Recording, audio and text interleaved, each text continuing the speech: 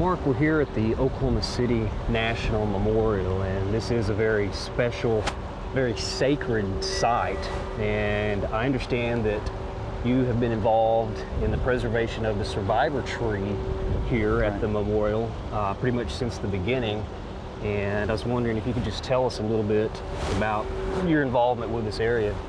Okay, yeah, this site has a very special meaning to a lot of people who are impacted by this senseless act of violence that, this attack on America, if you will, in Oklahoma City back in 1995. And it was in 1996, shortly before the first anniversary, that they were deciding on what kind of services to have. And it was early in that spring that I can't remember who it was or how it happened, but somebody noticed that there was this tree across from where the Murrah Building once stood in the middle of a parking lot, and all of a sudden this tree was coming out again this next spring. Breaking bud. It was breaking bud, and it was they became very connected, the families of the victims and the survivors and the rescuers, and certainly everybody that was impacted by this tragedy became connected with this living thing in an area that we'd seen so much damage and destruction. And so it became a very powerful symbol of different meanings for so many different people. And it was at that time that some protection measures were needed to be taken around the tree, because it was essentially a tree in a parking lot. And so at that time, the National Memorial Foundation asked Forestry Services if they wouldn't like to provide services to kind of help with the recovery effort around the tree. And they knew that we were linked with private tree care companies, other consulting foresters, other people all across the country, and there was some hope that we could provide them with some guidance. And so, yeah, they asked us to come on board and help with some of that, and we've been helping ever since, and plan on being here. So, I understand it was one of the victims' family members that first coined the phrase survivor tree. Is that correct? I don't know who said that first time, but it was somebody early on that had some connection with the families of the victims or the survivors or somebody, and they coined it the survivor tree, because it was less than a football field from where the bomb was detonated, and it was one of the closest living things in plant life that actually survived the blast. And then it became a place that was very special to them, and it continues to this day. It's quite obvious as you walk through the grounds that the tree has very special meaning to it. And so there was a lot of things that we did back then, as well as working with the architects and the engineers throughout the construction process, to make sure that this memorial as it is today can be the memorial that it is to everybody, but then also protect the tree to make sure the legacy of the tree, because it means so much to so many people, will be around for a long time to come. Let's go take a look at that tree. Okay.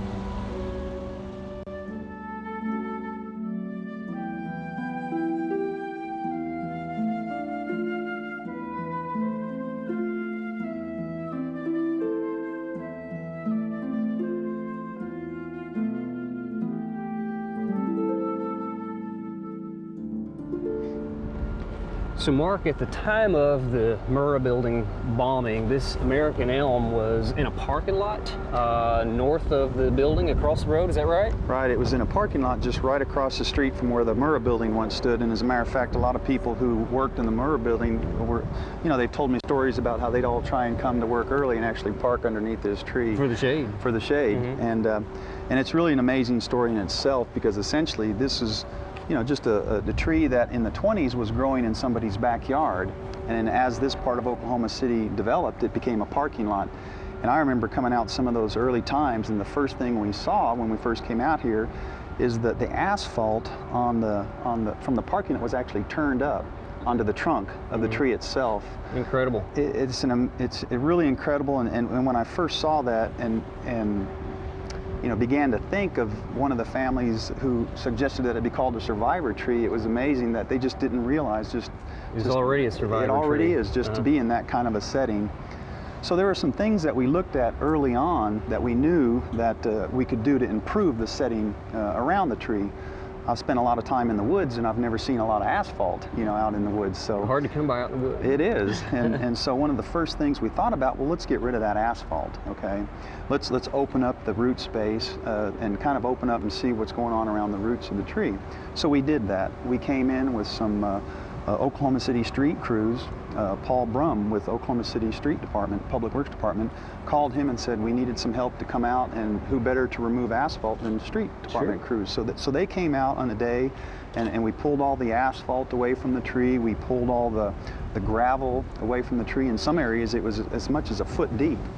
And then we went out well beyond the drip line, and we brought in a lot of composted soil. We've had some events in Oklahoma City area, and so we just brought in a lot of mulch, a lot of compost, and then we watered it in. And so that was really the first drink of water that tree had really had, and who knows how long, and years and years. And I like to think of it as, imagine somebody putting a concrete block on your chest for years and years, pulling that concrete block off and handing you a glass of water to drink.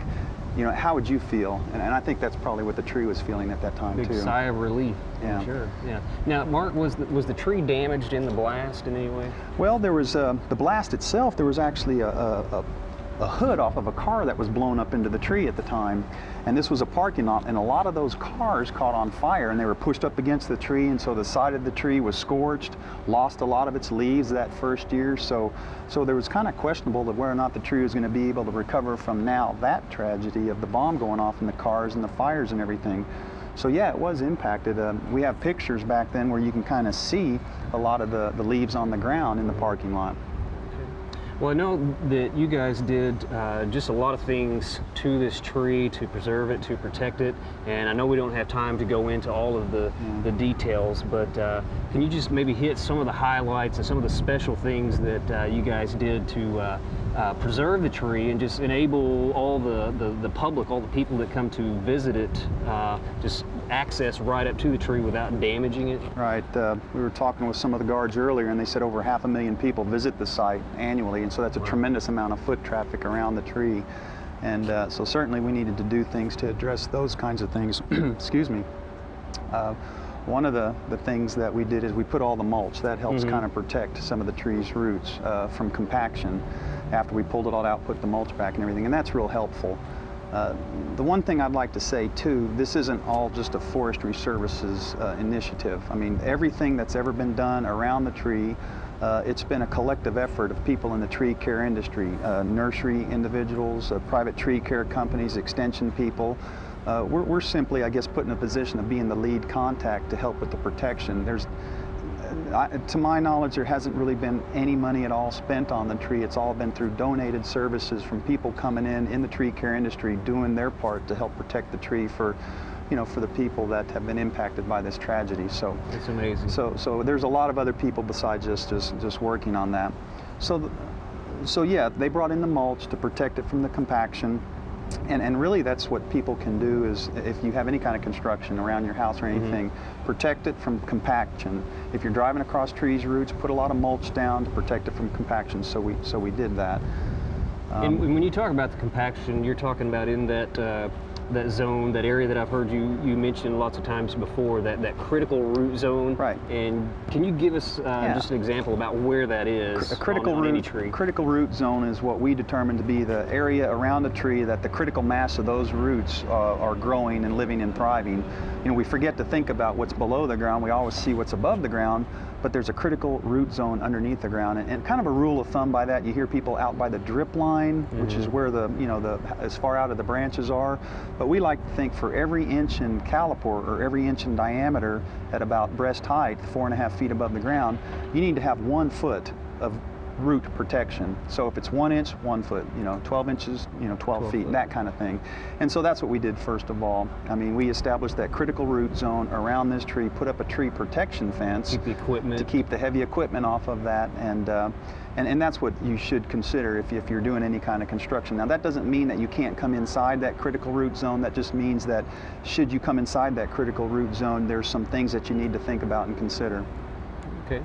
Well, this large promontory that's built around the tree is great. It offers people a chance to walk right up and touch the tree. But I mean, I would think, this is really going to compact the soil? How did you guys go about getting this in here Right. and keeping the tree healthy? We worked so hard to pull the asphalt and everything away from the tree. The last thing we wanted to do is to come back and put it back around the tree. So we talked with the engineers and the architects, and then we said, well, let's just build it up on a platform. Let's just build it on a promontory. So this whole area over here there's a system of piers that we actually had to hand dig. There's over 80 piers around this area, and we hand dug about 4 or 5 feet deep to make sure that we first got below the root system. If we hit a root, we move that pier. They built some flexibility into it, and so it was really an amazing process. We hand dug every one of those, and we had to come back later to dig them deeper with machinery. We kept the machinery off the area.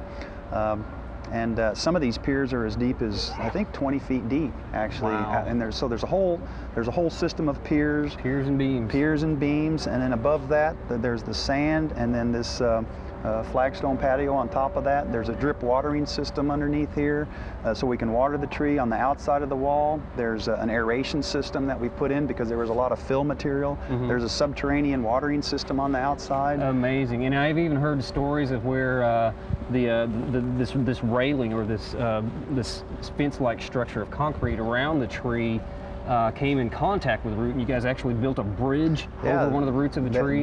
There's bridges that we had to build over established root systems, and there's even a tunnel that we had to put through a wall. It was just one of those things where there was a particular root that nobody felt that they really wanted to cut, and so they just built a tunnel for it. They cut a 12-inch PVC pipe, put it around it, put in some compost, wrapped it up, and poured concrete around there. So there's a place here where there's a root that actually has a little tunnel through this wall.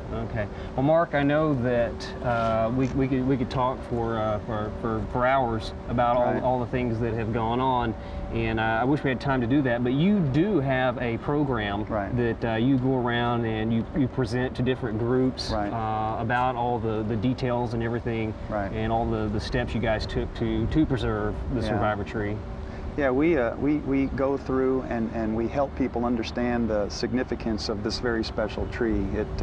It's become important for so many people who are impacted by this tragedy here in Oklahoma City, across the country, and certainly internationally. So we kind of share what was done around the tree, and we'd be happy to come out and do that. Okay, so they could just call the number on the screen there and get a hold of you. There you go. Well, Mark, I thank you so much for showing us this special tree and just sharing with us just some of your experiences with the area. Okay, thanks. Thanks a lot. We hope you've enjoyed this classic from the Oklahoma Gardening Vault. Remember, even though these tips and techniques are timeless, there's always something new to learn in the world of gardening.